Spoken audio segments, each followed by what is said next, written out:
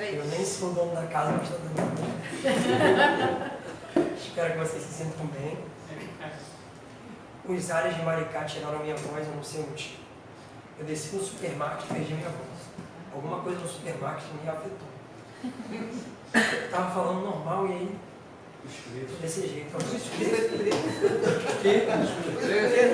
Mas olha, eu juro pra vocês, depois eles cortam isso. O moço falou assim na fila dos frios: gente, essas castanhas misturadas estão 280 e pouco quilos. O que o pessoal de Maricá está achando que a gente tem no bolso? E depois daquilo eu fiquei sem voz. Porque eu fui falar mal de Maricá, viu, Madalena?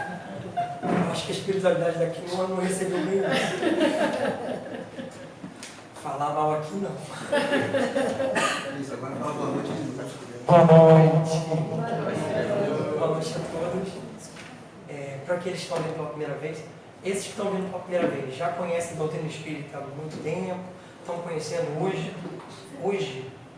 Isso é muito bom. Que loucura. Vamos falar assim, gente, eu lembro da primeira vez que eu fui na casa espírita, aquele moço sem voz. Então sejam bem-vindos agora com mais seriedade. Espero que ao longo da nossa conversa eu consiga fazer claro o que a gente estuda. Porque às vezes a gente está no automático, no meio de pessoas que já são da doutrina, né? E vai falando um monte de coisa que ninguém entende, quem é de fora, né? Então eu vou tentar, assim, ao longo da nossa conversa, tornar tudo mais explicado para que você, como é o seu nome? Viviane tentou ficar ali sem chamar atenção e eu já... O seu nome? Jô, mais fácil. Jô, já é escrita? Aí é mais fácil. E a gente... Para Jô, eu não vou traduzir para você. Voltou o meu erro. Então vamos lá.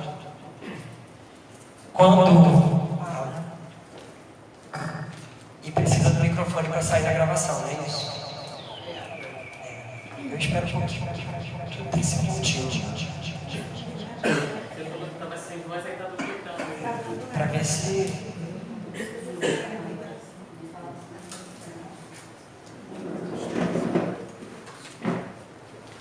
Isso acontece nas melhores famílias, tá?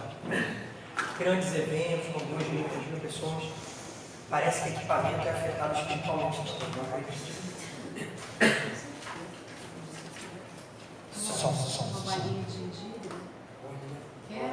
Não, mas agora eu não vou conseguir, eu vou acabar cuspindo a bala. Você chupar a bala. Som. Não pode pegar na testa. Não posso acertar na testa de ninguém. Som. Acho que agora... Som. Se não conseguir, vai sem microfone. Vai, isso. A gente segue e depois eu faço ela em casa e aí vocês gravam. Então, quando a Maristela sofre um bocado comigo, né? Porque eu tenho uma personalidade assim muito... eu sigo ali um roteiro, né? É difícil para mim, né? Eu tenho uma disciplina, uma rotina, né? Mas assim, tempo, prazo, são coisas muito complexas nessa minha vida. E aí ela, Lucas, manda o tema da palestra, ela sempre sofre muito com isso. É a terceira vez aqui, mas eu acredito que o sofrimento seja grande. Já os cabelos brancos são por conta da minha disciplina. E aí, já faltava uma semana, ela com muito carinho, eu adoro as pessoas. Os espiritistas, as pessoas são muito amorosas. Lucas, querido, o tema da palestra. E aí, na semana passada, eu me vi assim, realmente, na espreita mesmo de ter que definir o tema. E eu vou fazer, graças à Casa Atmos, né? O Sérgio Aristides ficou com ciúme, né? Brincadeira com o Sérgio, né? E nos convidou a realizar uma palestra depois de muito tempo sem ir lá, né? E a nossa companheira nos indicou. Pode ser alguma coisa na caixa, na mesa que está aqui. Na mesa. Som. Quer que siga sem microfone? Eu vou seguindo então. Não foi o meu desejo que trouxe isso, tá, gente? Eu não gosto de microfone, mas não ia fazer isso jamais. Som. Tá bom, sim. Tá bom. Não faz nada com você. E o que acontece? Mas não é isso. E aí a nossa companheira nos indicou uma casa, é nosso lar? Galossi. E aí nessa coisa eu preparei o mesmo tema, que uma agora, uma daqui a 2 semanas e outra agora em julho. Falei, gente, se alguém for me visitar na outra palestra, vai ouvir o mesmo tema ou não vai ouvir o mesmo tema? Porque naturalmente, falando num local e no outro, não tem jeito de sair do mesmo jeito. Então é isso, nosso tema é Nossa Cruz. Eu estava em Minas, fui visitar minha irmã, e fiquei assim pensando o que podia dividir com vocês, que me tocasse também, né? E aí, na viagem, eu fiquei 12 horas no ônibus e tive que ter coisa para me distrair, né? E aí eu baixei uma série, que eu não sei se vocês já viram. Se eu pronunciar errado, me perdoem, isso vai para a rede, eu sei. É The Chosen, né? É assim? Eu tenho uma vocação incrível para idiomas. O inglês, então, eu acho que é porque eu não gosto, aí fica tudo mais difícil. Essa série é muito, muito bem feita. Eu não vi nada até agora de Jesus assim tão bem produzido. Pode ser uma opinião particular, tá? Respeito quem tem opinião. Pode ser a minha opinião. Mas assim, aquilo me tocou muito, sabe? Muito, muito. Eu já tinha assistido no início. E aí, na ida para o Rio, e eu gosto de viajar de carro. E aí, fui de ônibus, por conta da coluna e tudo mais. E na viagem, meu irmão, antes de eu viajar, baixa alguma coisa para você assistir. Para se distrair. E eu falei, o que eu vou baixar? Aí lembrei, quando eu abri o Netflix, eu vi lá de casa. Assim. Aí eu falei, vou baixar para dar continuidade. E aí baixei. E aí fiz parte da viagem assistindo. Eu gosto muito do Evangelho, estudo, mas aquela proposta daquele Jesus muito leve, muito jovial, me tocou muito, muito, muito. Eu brinco que ele parece com Chaves. Eu acho incrível, assim, aquela proposta. Se vocês tiverem oportunidade, assistam. A minha viagem, porque assim, quando eu vou fazer alguma coisa fora da minha rotina, eu sempre peço a Deus para que aquilo tenha algum propósito e que todo o aproveitamento seja profundo. E foi assim, eu fui chorando daqui a Minas Gerais.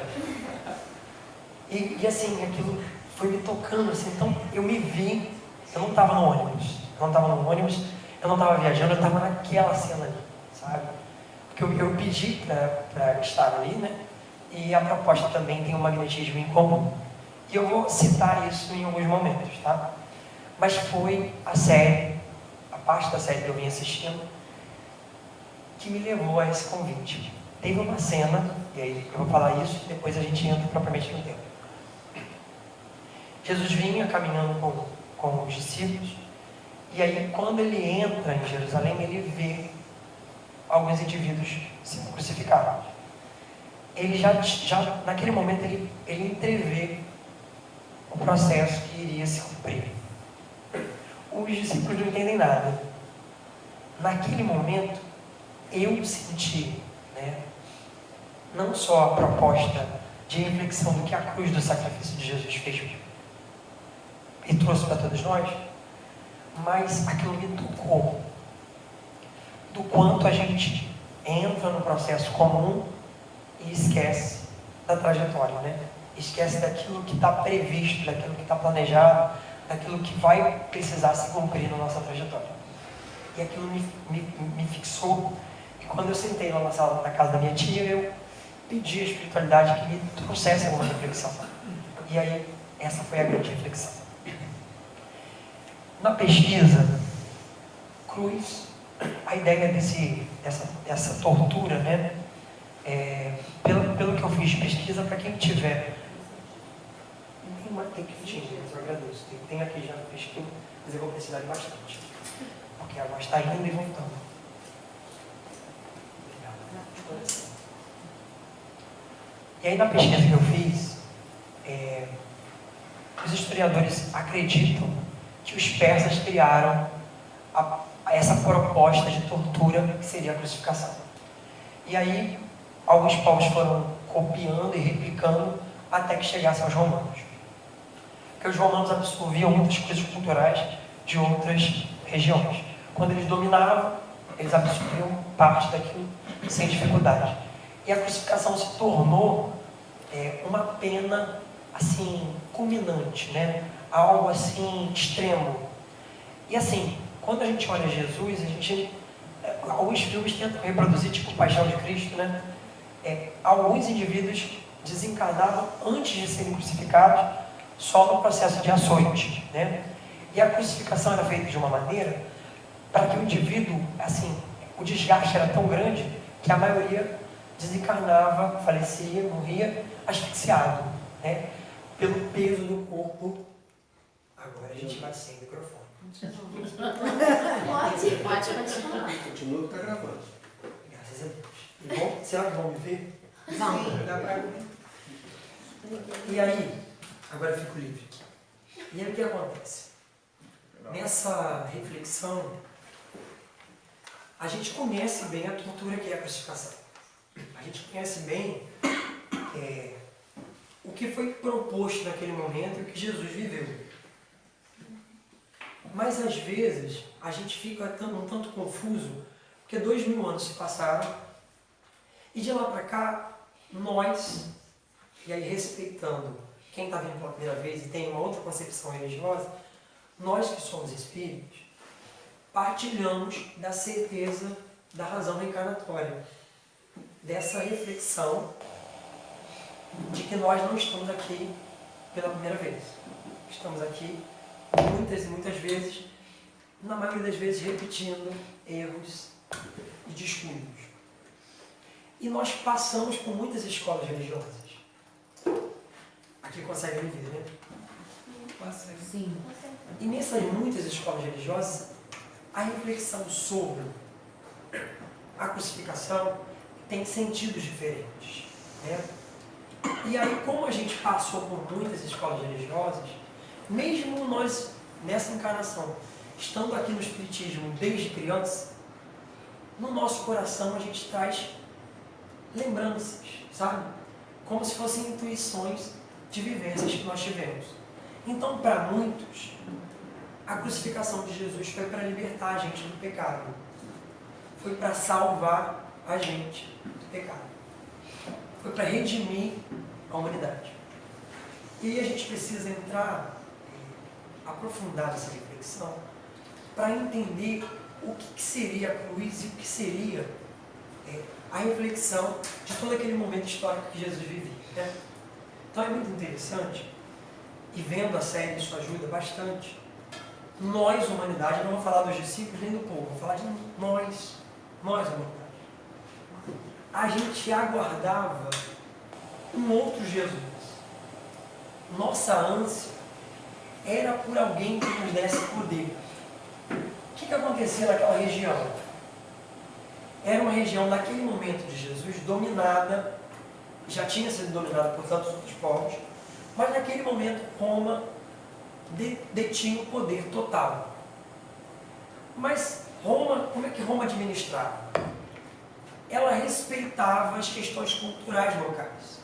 Então se tinha um rei, dentro de uma realidade de limite, ele podia ali presidir aquela comunidade. Mas a razão maior era Roma. E Roma fazia isso para evitar severos conflitos. Aquele rei é importante para vocês? Perfeito. Mas agora ele é subordinado ao nosso poder. E era assim que Roma administrava. O povo judeu aguardava desde há muito alguém que os viesse a libertar. Então eles esperavam por um guerreiro. Eles esperavam por alguém que, assim como Davi, para quem gosta de Velho Testamento, alguém poderoso, corajoso no sentido físico, no sentido do poder transitório. Porque a Bíblia foi marcada no Velho Testamento por homens poderosos, homens, profetas, com uma relação muito grande com a espiritualidade que ordenava aquele povo, mas que naquela realidade muito anterior a Jesus, levantavam espada. Eles conheciam as palavras, oravam, eram devotos, mas eram homens de guerra. E aí o Messias, o escolhido, o libertador, para eles era alguém de poder físico, de poder capaz de dos povos. Eles glorificam quando os guerreiros voltam com os espólios de guerra de outra comunidade. Essa era a visão que eles tinham. E eles esperavam em Jesus isso. E aí tudo começa muito confuso. Porque os sinais estão presentes na vida do Cristo. Mas existiam muitos profetas no Velho Testamento. E aí, como tinham profecias que falavam de um grande rei, existiam as profecias que falavam de humildade. Mas o que a gente prefere acreditar? Em alguém que vem manso e nos propõe uma transformação de dentro para fora, ou alguém que vem e domina o nosso opressor? Então, para o povo, aquilo era um choque muito grande. E Jesus vem de uma forma muito simples, para um povo que era e ainda é muito vaidoso. Eles não acreditavam que da onde Jesus veio, pudesse nascer um rei. Então Jesus nasce em cidade pobre, Jesus cresce sem instrução adequada, porque um grande rei seria educado nos grandes palácios. Mesmo que ele viesse de um local simples, ele ascenderia. E Jesus escolhe o trabalho, a simplicidade, a família, a comunidade simples. E isso é muito conflitante para a gente. Para a gente é muito complexo. Até hoje a gente ora com um Deus barganhando. Até hoje a gente se sente privilegiado. Nossos espasmos de espiritualidade, o Emmanuel fala que sempre nossa virtude vem mesclada de imperfeição. Sempre a nossa tentativa de ser bom vem sempre carregada de muita impureza. É comum da nossa condição. Vocês imaginem 2000 anos atrás. Nós já somos difíceis hoje. Imagina 2000 anos atrás. A gente já cria conflito por qualquer coisa hoje. Imagina lá atrás. Lá atrás nada a gente tirava a espada. Nada a gente matava o outro. E aí surge alguém que começa numa direção que a gente não queria. Começa trazendo para perto dele pessoas que ninguém queria. Eu sempre brinco. Se Jesus estivesse entre nós, estaria onde? Domingo à noite, no centro. Nas reuniões de igreja, nos cultos, nas praças, nas regiões periféricas, nas capanhas, no meio das pessoas. E a gente novamente não ia reconhecer. A gente ia falar que ele é um doido, esfarrapado e sujo. Gente, o homem anda aos frangalhos. Talvez depois a gente ia falar, sempre tive a intuição que aquele homem era grande. Mas qual é a relação que a gente tem com o morador de rua? De grandes afetos? Se o morador de rua abre os braços e vem abraçar a gente abre os braços e acolhe. Jesus naquela época, você imagina alguém que andava no sol do Oriente Médio, de manhã até madrugada. Qual era a condição física? Estava limpo, perfumado, cheio de óleos essenciais? Não, gente. Suado, empoeirado. E tem uma cena da série que mostra isso. Ali eu fiquei assim. Porque a gente imagina o quê? Jesus terminou aquele monte de cura, vem ele com odor de lavanda. Gente, estava suado. Era homem como a gente. Encarnou. E a gente ia fazer o que com Jesus? Imagina Jesus vindo na minha direção de maluco. Eu falei, nem um desodorante. É a nossa condição. Nossa condição é essa. Então aquela proposta para a gente é muito conflitante. De alguém que está... Você imagina, a gente cheio de pompa, Jesus nas regiões de prostituta. Vocês já imaginaram? Jesus com aquele monte de garotas de programa conversando.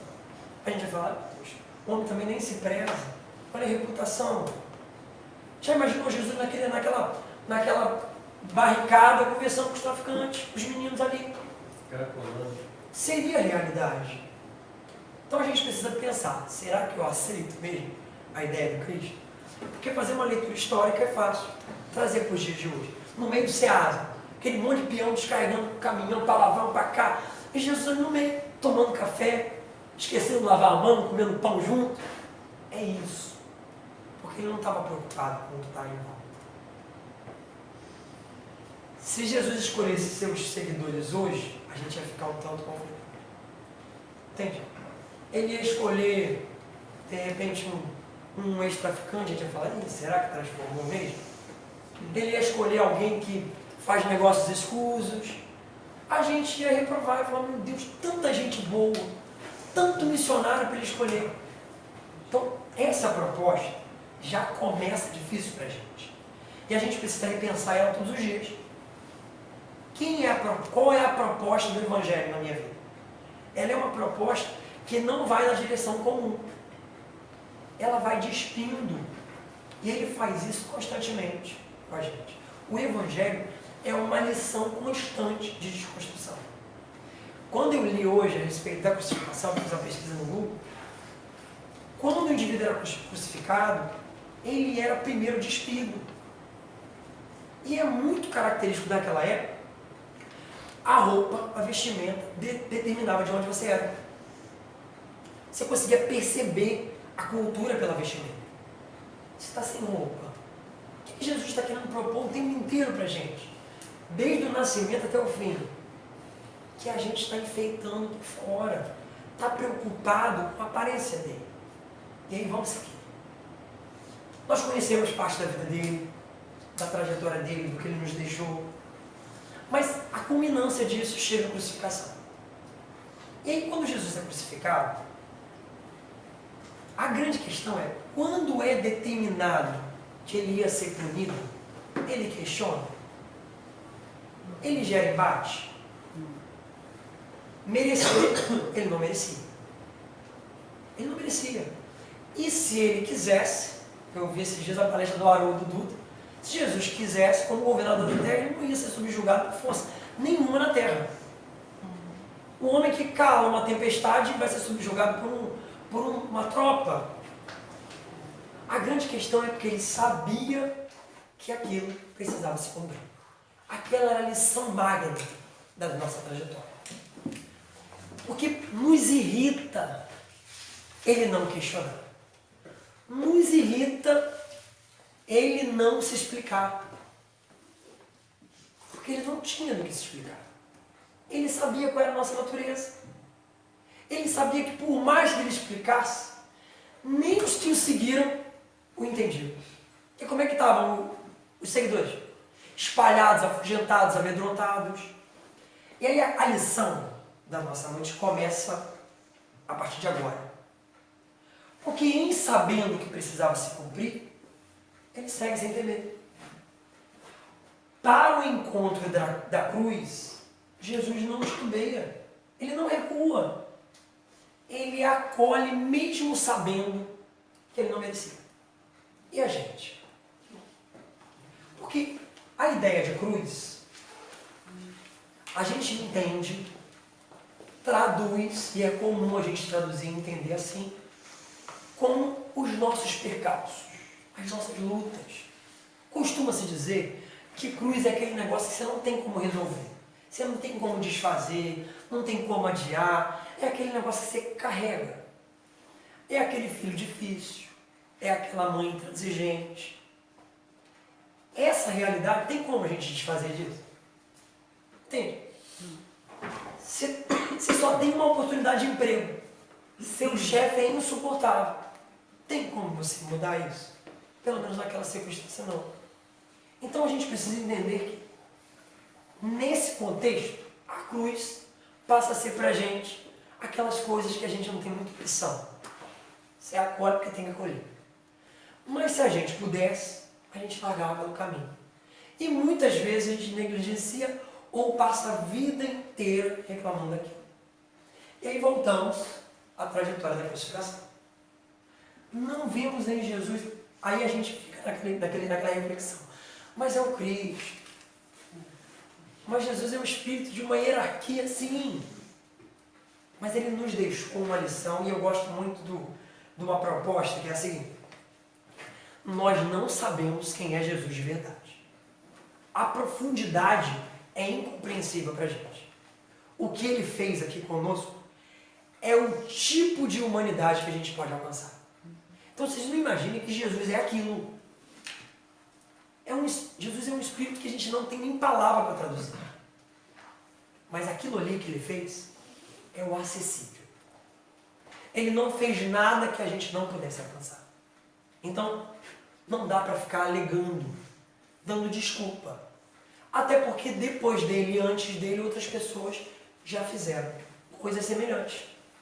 Muitos testemunharam situações de renúncia plena. Quantos mártires nós tivemos na humanidade?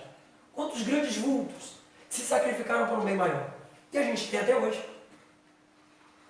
Então, a gente precisa refletir nisso para encarar a nossa própria vida. E aí, existe um processo no Espiritismo.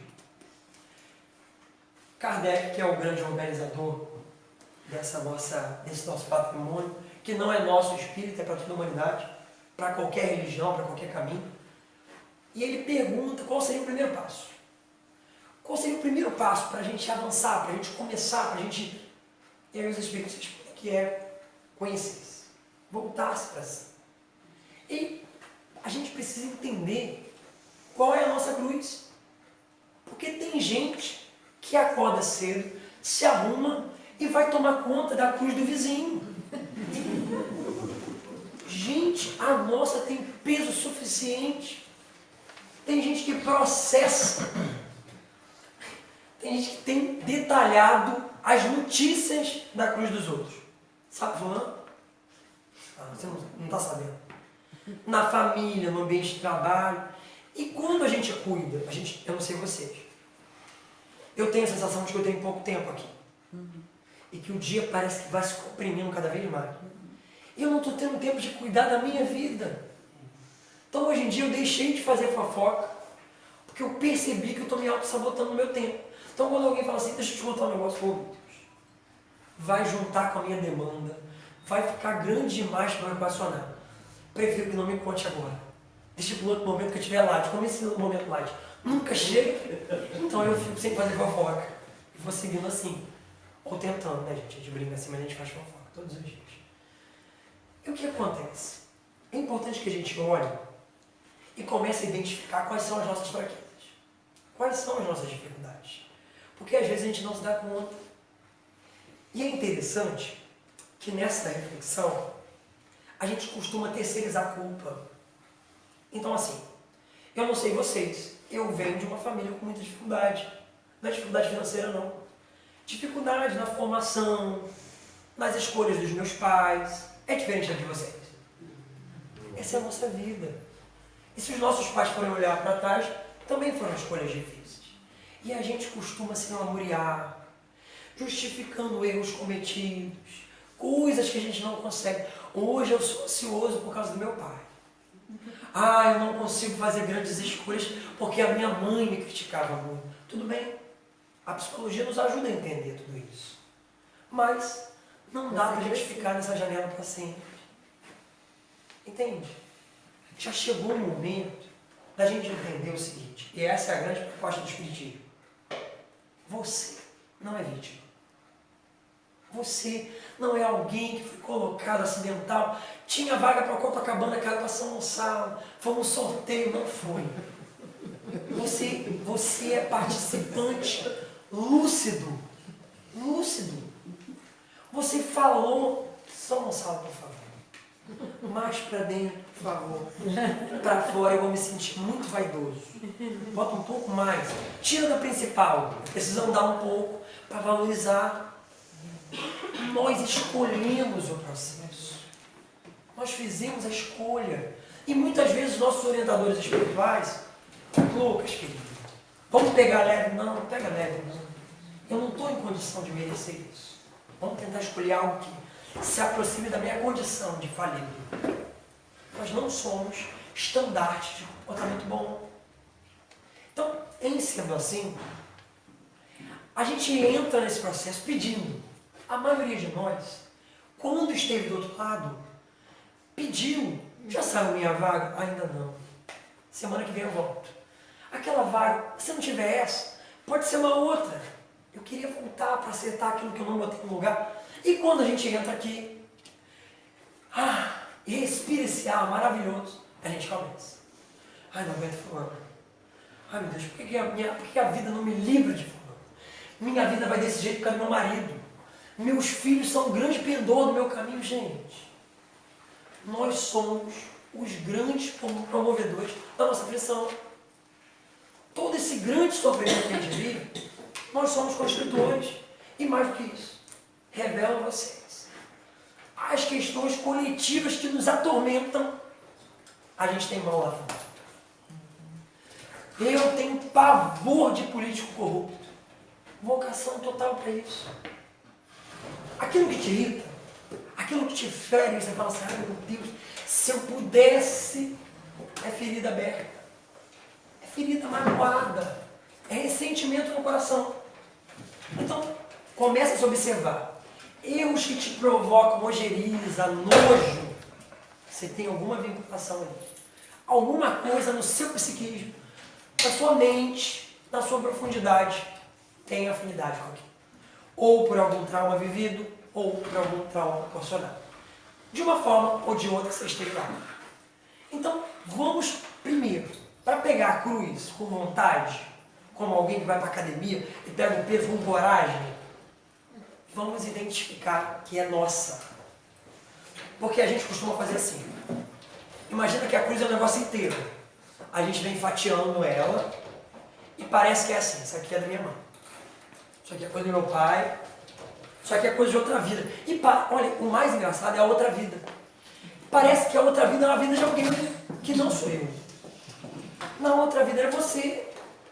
Não foi alguém que viveu outra vida com você e você agora está desmemoriado, esqueceu de tudo que realizou. É a sua vida. Então, acredite se quiser. E é mais saudável acreditar. Nossa família, a realidade que a gente está vivendo, é 10% do que a gente precisava. Papai do céu costuma ser muito misericordioso. Ele vai ali aliviando, não, esse aqui eu não vou mandar agora não. Você não está em condição, não vai aguentar. Teu ombro não está preparado para essa cruz. A gente acredita que Papai do Céu está dando peso superior que a gente possa carregar. É porque a gente se vitimiza. Já viram aquela criança que às vezes nem doeu, bateu um negócio, nem doeu e tá jogador de futebol. Por exemplo, faz. Eu nem sou aquele assistidor de futebol. Quando começa aquele negócio que você olha e fala assim, fulano, teve alguma coisa? Não, não teve nada. E ele tá, ai, eu vou morrer. É a gente na vida.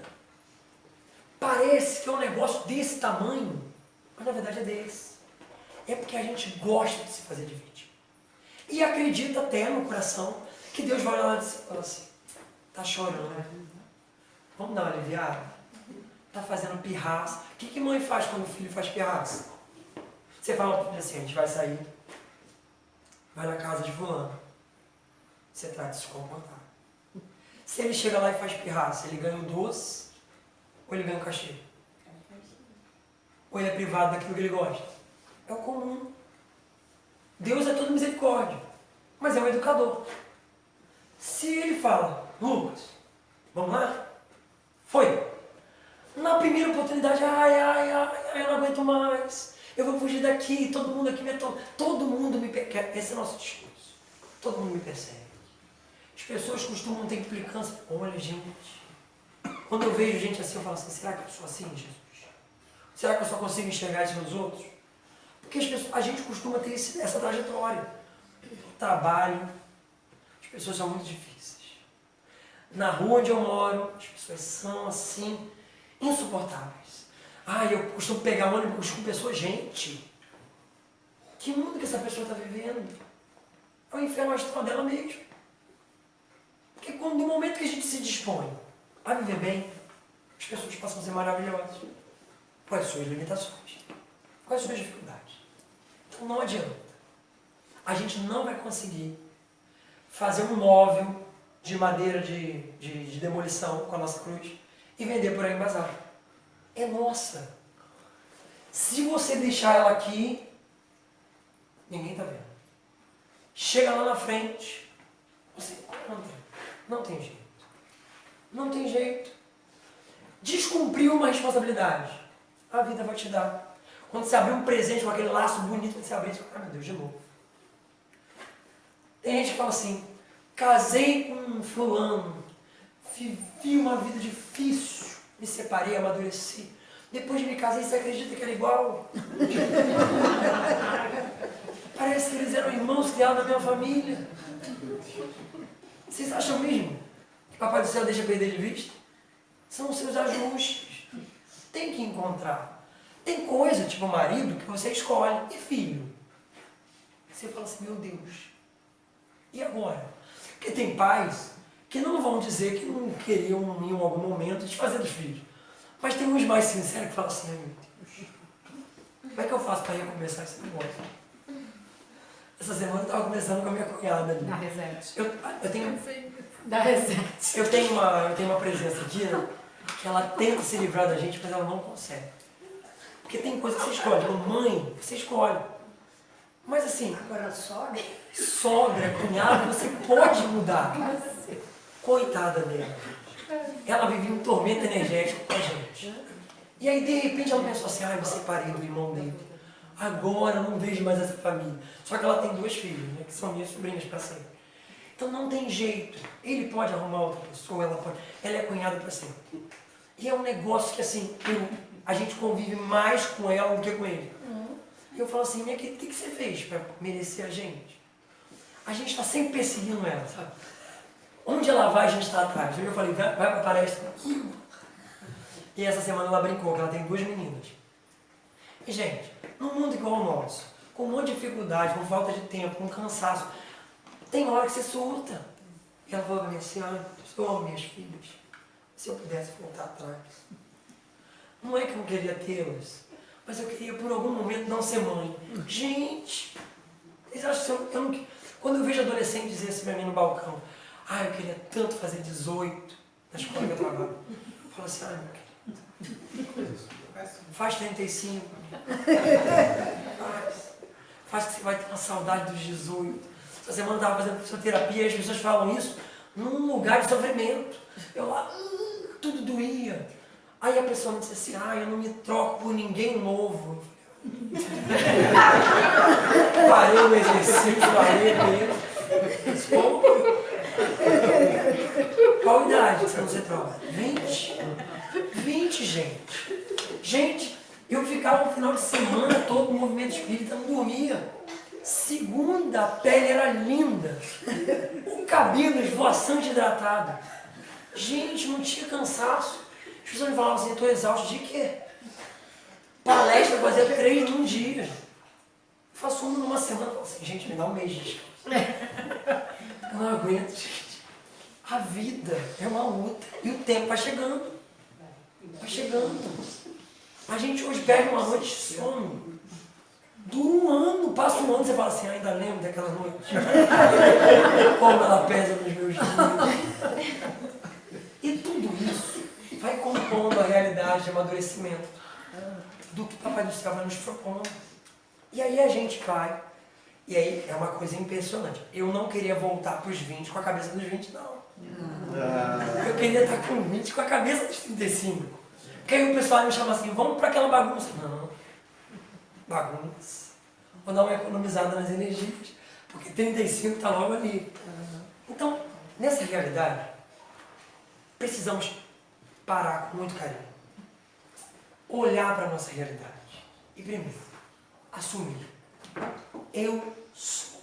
Deixa eu faltar a voz, viu? Porque o negócio é sério. Faltou verdade. Eu sou o responsável pela minha vida. Mas meu pai, sim. Mas quem eu sou nessa novela mexicana? Vocês imaginam que é simples entender isso? Esses dias alguém me disse assim, eu tô doido para fazer terapia de vidas passadas, gente. Não dou conta dessa. Entendendo a realidade da minha família, às vezes eu tenho que botar no papel. Eu olho assim, como é? Essa aqui é minha mãe. Dessa vida. Se começar a descortinar 200 anos, fulano que foi marido, pai era filho, fulano era amante, aí você desiste. Fala, a gente é amante, gente.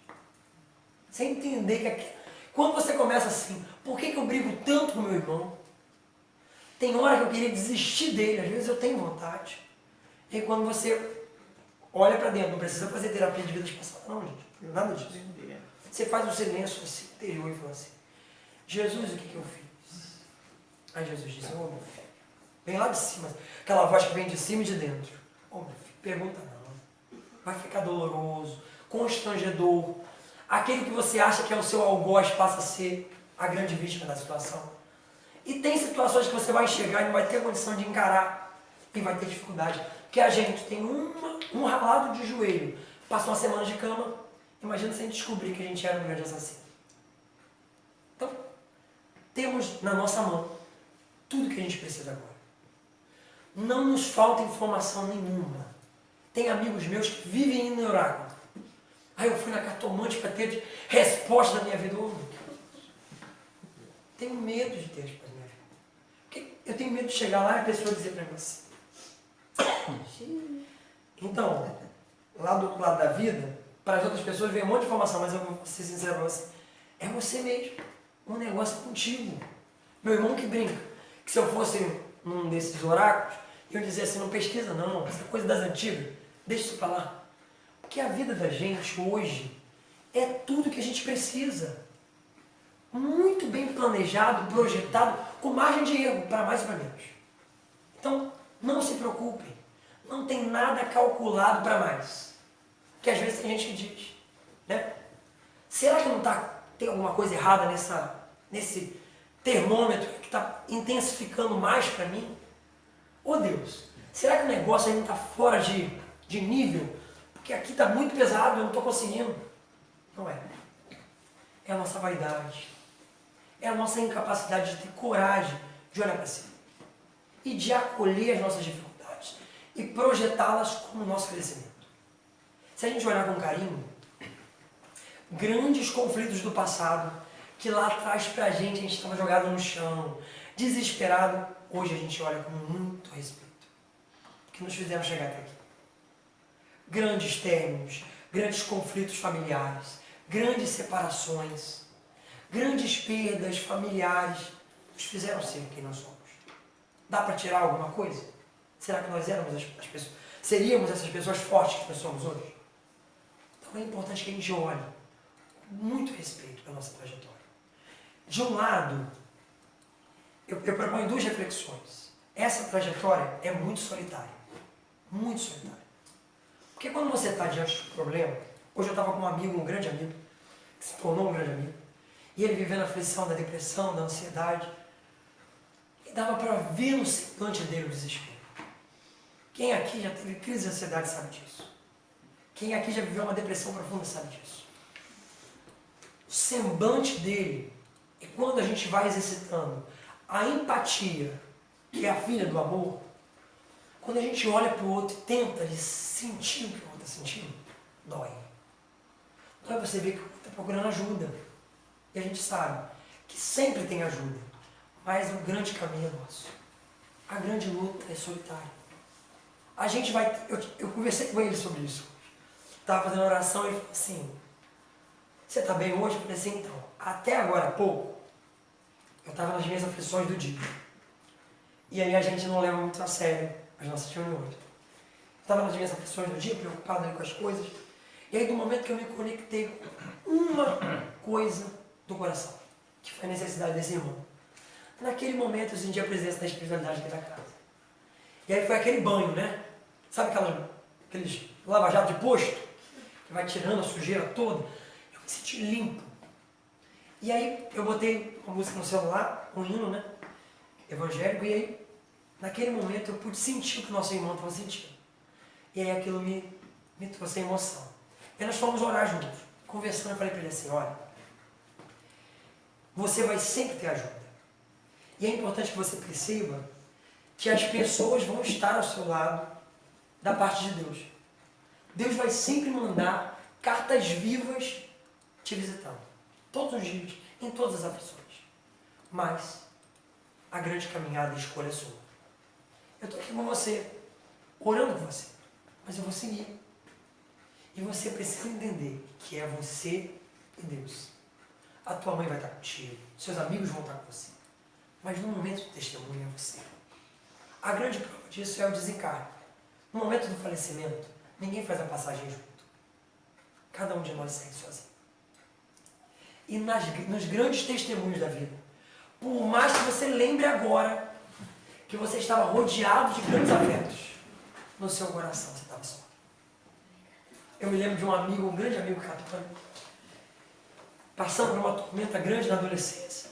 E aí eu cheguei para ele e disse assim, na janela do prédio: e aí, meu irmão, como é que tá? E ele falou para mim assim: estou muito só. Aí eu virei para trás. Eu tinha entendido, mas eu queria... Mas seus grandes amigos estão aqui. Mas a luta é só a gente. É só a gente. E a gente precisa começar a entender isso. Porque para grandes embates, grandes preparos, e na maioria das vezes, a gente cai no erro e desliza por falta de preparo. Primeiro, conhecer-se. Porque quando a gente se conhece, a gente sabe a luta que tem e até onde a gente vai.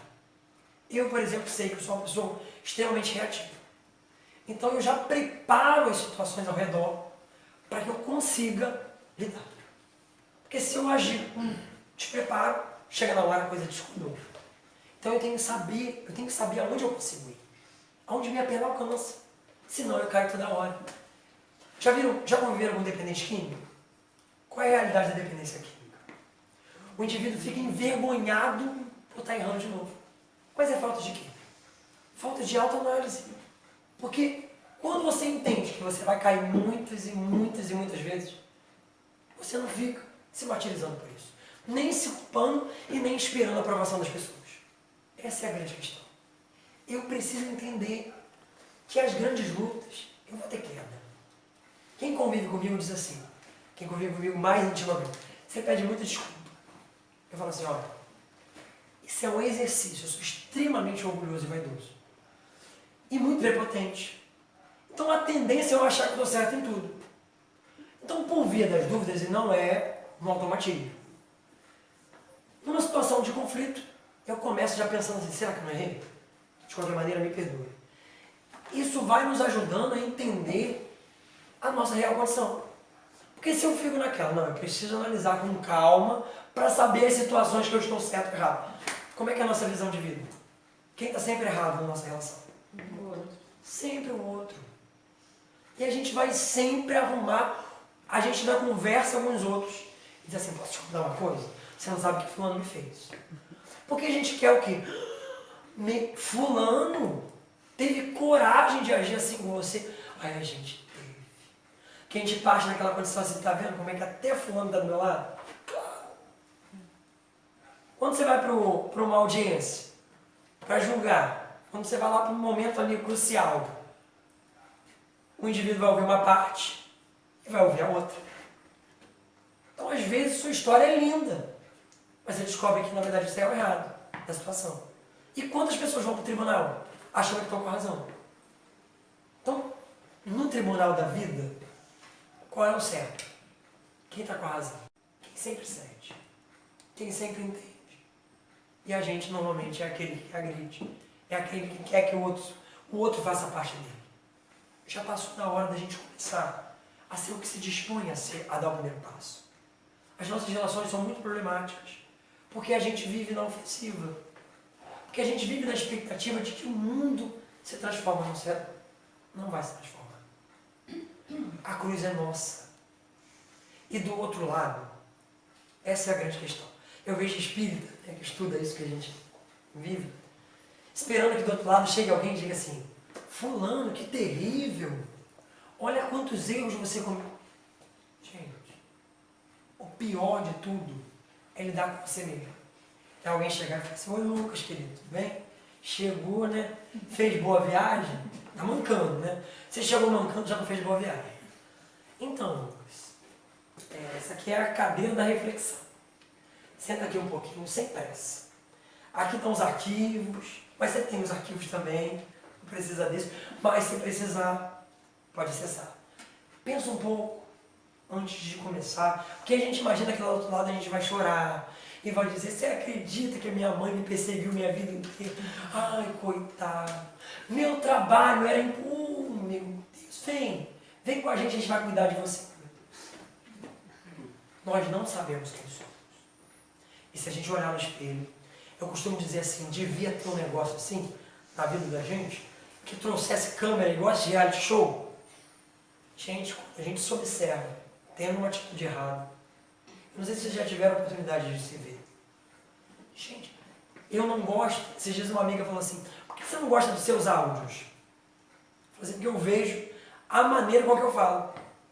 A maneira opressora, a maneira ditatorial, a maneira que eu construo como se eu estivesse com a verdade do mundo inteiro. Ela falou assim, nunca tinha visto pra esse lado, então escute mais os próprios áudios. Porque os nossos sintomas aparecem. E não é pra gente se sentir mal, porque eu queria dividir com vocês isso. Nós já avançamos muito. Muito. Quem garante que em outra encarnação estava conversando sobre o Evangelho quinta-noite? E a gente não está conversando sobre o Evangelho. Ai, que vontade de ir embora. Não está. Muitos de nós estão pensando assim. É hoje que eu vou fazer a grande mudança na minha vida. Isso é assim, divisor de águas na nossa trajetória. Isso faz toda a diferença na nossa realidade com os nossos irmãos de humanidade. Então, se dar conta de quem se é fundamental para tomar partido do que se quer ser. Porque eu não sei vocês, eu sonho com uma vida mais agradável. Meu tempo acabou, né? Pode passar 10 minutinhos, porque Posso? enrolou muito no início. Eu sonho com uma vida mais confortável. Eu sonho com uma vida mais amena. Com uma realidade onde eu tenho ao meu redor pessoas que me amam sempre, que me cuidam sempre. Sim, mas eu estou fazendo o que para isso? Porque a gente quer cuidar, mas não quer cuidar. A gente quer um mundo igualitário, mas a gente não é igualitário. A gente é injusto. Está faltando isso. E a gente precisa fazer assim. Eu falo de papel, porque eu acho que o papel torna as coisas mais inteligíveis. Mas para quem gosta do digital, sem problema. Eu gosto de papel porque fica para mim mais fácil. Eu sou um espírito velho, tá, gente? É importante botar casamento. Analisa onde eu tenho errado. Mapeia a sua cruz no dia de hoje. Perde tempo, não ganha um tempo essa noite. Como é que eu tenho sido como esposo, como esposa? Será que eu tenho falado demais? E é importante a gente falar para o outro, fulano, você está aqui. Eu tenho sido uma boa pessoa com você? Não quero que você me bajule. Diz para mim de coração, eu tenho sido um bom amigo? Porque às vezes a gente não está sendo. E está faltando para a gente um choque de realidade. Às vezes é importante a gente olhar para o ambiente de trabalho, naquele caos, e pensar assim, será que eu sou alguém que faz o fogo acender, ou eu sou alguém que for apagando incêndio? Entende? Ao lado da gente as pessoas estão sofrendo muito. E a gente está reclamando de falta de cuidado, de falta de empatia. As pessoas estão sofrendo muito. Sabe o que tem feito muita falta no nosso mundo? A gente conversa no WhatsApp, manda áudio e tal. Está faltando assim. Oi, fulano. Tá tudo bem hoje com você? A pessoa fica até assustada. Mas por quê? Você sentiu alguma coisa? Não. Tá tudo bem? A frase mágica. Estou aqui. A hora que você precisar, fala comigo. Eu costumo dizer nos dias de hoje o seguinte. Se precisar, me liga. Eu estou te oferecendo isso pelo seguinte. Às vezes a gente está aflito e não sabe para quem recorrer. Precisou? Pode ligar. Isso, gente, é libertador. Porque às vezes a pessoa está ali e a gente acha que a pessoa está ótima. A frase mágica de dizer, se estiver passando por alguma luta, alguma aflição, me procura. Gente, às vezes o mundo está carecendo disso. Eu não sei se vocês vivem isso, que eu vivo também. Às vezes está num comércio. E aí, tudo em paz. Meu amigo, prepara. Separa 15 minutos ali pelo menos. Porque a pessoa vai dizer, hoje não. E não pode ser da boca para fora. Eu às vezes paro, às vezes estou atrasado, mas falo assim, Jesus, me ajuda. Fulano, tudo bem? E a pessoa está fatiando lá. Meus frios do dia. Tudo bem com você? Mas está tudo bem mesmo? A frase mágica. Está tudo bem mesmo? Aí a pessoa espera passar um ou outro. Tá, não. Meu filho está doente, um problemão lá em casa. Passa o nome do seu filho. Às vezes a gente não pode fazer muito. mas aquilo ali já vai mudando nossa teia de afetos. No dia seguinte a pessoa pergunta, e você está bem hoje? Olha, você está começando a costurar o mundo que você sempre quis. Tá certo? Vai ter gente que não vai gostar de você. Vai ter sempre gente que não vai, como diziam os antigos, né? O santo não bate. Tem gente que não gosta. Tem uma moça que eu cumprimento sempre. Fala, oi querida. Ela, oi. Tem jeito, às vezes ela não gosta desse jeito expansivo. Ela deve pensar assim, esse rapaz faz um presépio nessa loja, chega cedo fazendo um barulho. E a pessoa tem direito, porque às vezes a gente tem a pretensão de que todo mundo tem que gostar da gente. Mas é importante que a gente vá pensando. E às vezes a gente faz isso fora de casa com uma capacidade maravilhosa, mas não faz dentro. Faz dentro. Eu vejo pais, espíritas, que não sabem como estão vivendo os filhos. Está faltando a gente chegar e sentar. Meu filho, senta aqui, como é que tá? Tá tudo bem na escola? Não, meu filho. Coração. Como é que tá? Tá indo bem? Tá sentindo... A carga tá boa? A mamãe pode te ajudar. Divide aqui, ó. Tô aqui para isso. Tem alguma coisa mal resolvida? Alguma fofoca que você queira dividir? Alguma coisa que está aqui, você tem a vontade de dizer, mas você acha que eu não vou ouvir bem? Conta. Está faltando isso. E a gente esquece que os nossos companheiros, os filhos, são espíritos. Espíritos. Parceiros de longa trajetória. Está faltando empatia nossa. Carinho. Carinho com as pessoas. Dentro do centro. Está faltando isso. Às vezes a gente não abraça um outro. Quando eu cheguei aqui, abracei tanta gente. Que delícia. Se me perguntar se eu preciso de paz, não preciso mais. Fui roubando, fiz um vital de um, roubando, fiz um vital de um. Falei, oh Deus, agora eu estou recarregado. Que delícia que é. Você ser recebido com carinho. Então a gente precisa... Eu quero mudar a minha vida. Quero me tornar uma pessoa que vai plantando a paz. Eu quero fazer dos meus problemas menores. Começa a observar o problema do semelhante. Gente, você pergunta o problema do outro, que o outro te conta o que está vivendo. Dá vergonha.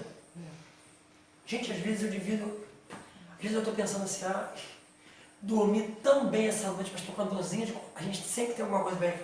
A torta está maravilhosa, mas a azeitona está muito azeda. Gente, aí eu saio de casa assim, dormi bem, dormi 7 horas, mas se eu dormisse 8, aí chego no trabalho, para o companheiro de trabalho assim, durma dias. Gente, se eu não dormisse a dias, eu estava morto. Com essa condição física que Deus me deu, eu tinha desenganado. Então eu olho e penso assim, gente, a gente é rico. Rico. Rico. Às vezes eu converso com companheiros que eu falo assim, e você? Está conhecendo a pessoa? Eu não tenho ninguém. Não tenho nenhuma família. Eu falo assim, meu Deus, se eu ligar para minha mãe me ouve. Liguei para minha cunhada me escuta. Se eu ligar para meu irmão me escuta. Ainda tem uma teia de amigos que me escutam também. E tem gente que não tem ninguém. A gente é rico. E vou além. Eu vou além. A gente está com a cruz carregando. Vou revelar para vocês. A gente está com a cruz aqui, com rodinha. Sabe por que está com rodinha? Porque quando a gente lê o Evangelho de Jesus e entende do jeito que a gente entende, fica mais fácil. Vocês acreditam mesmo que a nossa realidade é igual?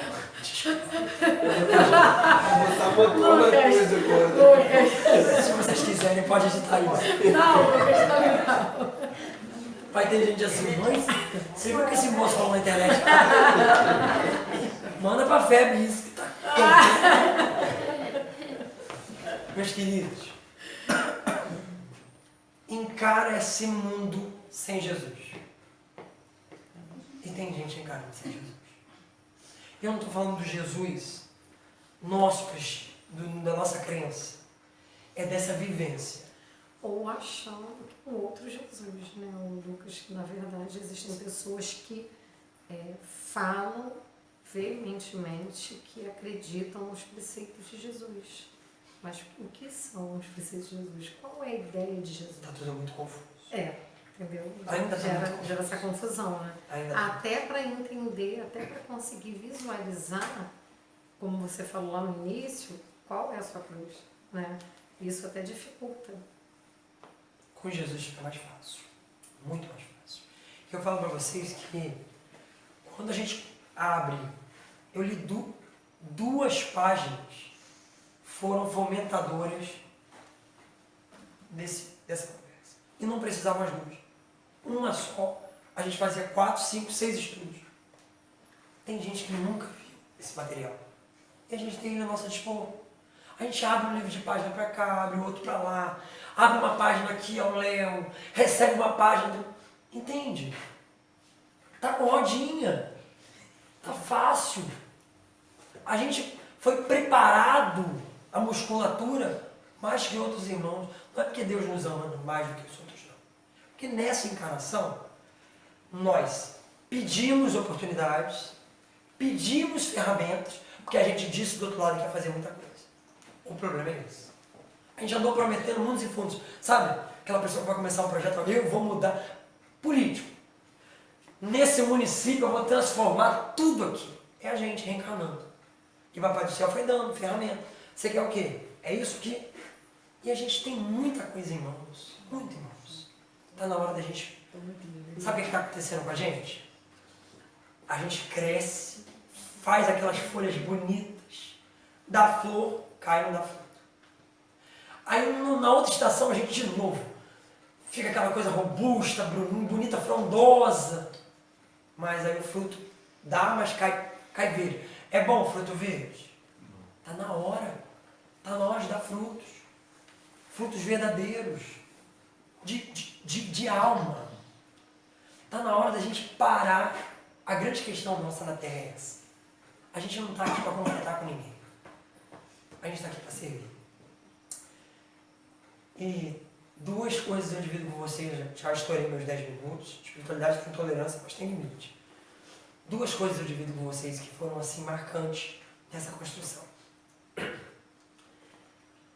Uma que me marcou muito, e aí de um lado é para a gente ter muita compreensão consigo, e o outro para a gente cobrar um tanto. E eu vou começar pelo que acalenta. Eu vou dar spoiler da série, é da vida de Jesus, não tenho que esconder. Tem uma cena que me marcou muito, muito mesmo. Eu sou apaixonado pela figura de Madalena, né? Para mim é o grande visceral do Evangelho, entre tantos. Né? Cada um vai ter sua vivência. E tem um certo momento da história que a gente conhece, mas tem um tanto de crônica ali, né? E aí o autor propõe a seguinte questão. Ela está ali no acampamento, Jesus está distante, e ela estava um pouco aflita, e entra um indivíduo sob domínio de espíritos infelizes, como mal chamado endemoniado. E aí o conflito vai direto com ela, e os espíritos começam a ofender, lembrando do passado dela. Né? E como ela já vinha abalada por aquela energia, daquele confronto já marcado, depois dali Jesus acalma aquele irmão, doutrina o indivíduo, e ela segue atormentada. E daí conta ali a história crônica que ela segue para a cidade próxima e volta às regiões que ela vivia. E aí cai na bebida, e aí vão dois dos discípulos para buscar Jesus, vão atrás dela. E é muito interessante porque quando ela volta, ela primeiro não queria voltar, porque ela não se achava em condição, ela não se achava em altura de estar ali, pelos erros que ela tinha e que a gente também tem. E aí, quando ela chega no acampamento, e Jesus está dentro de uma tenda, ele pede para que ela entre, e ela entra igual a gente quando erra, né? Ela entra igual a gente quando reencarna, igual a gente quando falha. E aí Jesus, né, que é essa figura apaixonante para todos nós, e naquele filme fica muito claro isso, ele olha para ela assim, com um carinho. Sabe aquele carinho de avô e avó, sabe? Que o neto fez uma besteirinha, que para a mãe e para o pai é um caos, e para o avô e avô, que bobeira, gente. Isso é tão pueril. Ele olha com tanto carinho, assim, tanto amor, e aí ela diz assim, eu não estou preparada. Estou preparada para viver isso. Eu não consigo estar na altura da sua proposta. Ele diz assim, e quem disse que eu espero isso? Quem disse que eu espero que você esteja à altura? Não espero isso. Eu só quero uma coisa sua. Eu só quero o seu coração. Então é isso. É do coração que nasce. O que Jesus quer de nós nesse processo de transformação não é grandes feitos. Porque às vezes a gente acha que ele está esperando grandes coisas da gente. Ele nos conhece mais do que a gente. Ele sabe onde a gente pode ir e sabe a hora que a gente vai cair. Porque os espíritos superiores, eles têm presciência. Eles sabem, nessa energia vai dar nisso. Imagina Jesus. Ele só quer nosso coração. Ele só quer que a gente se disponha a começo, cair, levantei de novo, volta. Hoje eu falei isso pro meu amigo lá. A gente afundou. Volta para cima, volta para a superfície. Fôlego de novo. Se tiver que afundar de novo, afunda. Não tem problema quantas vezes precisar. Mas tenha em vista de que tem alguém te esperando na superfície. Que o Cristo está nos aguardando. É importante que a gente entenda isso. A gente precisa disso. Não vou nem dividir a outra, fica para a próxima conversa, porque o nosso tempo já. Que bálsamo de luz. Agradeço a compreensão de vocês. Peço só perdão a vocês. Não é por parecer, é porque a minha voz está muito, assim, eu estou fazendo um esforço grande para falar.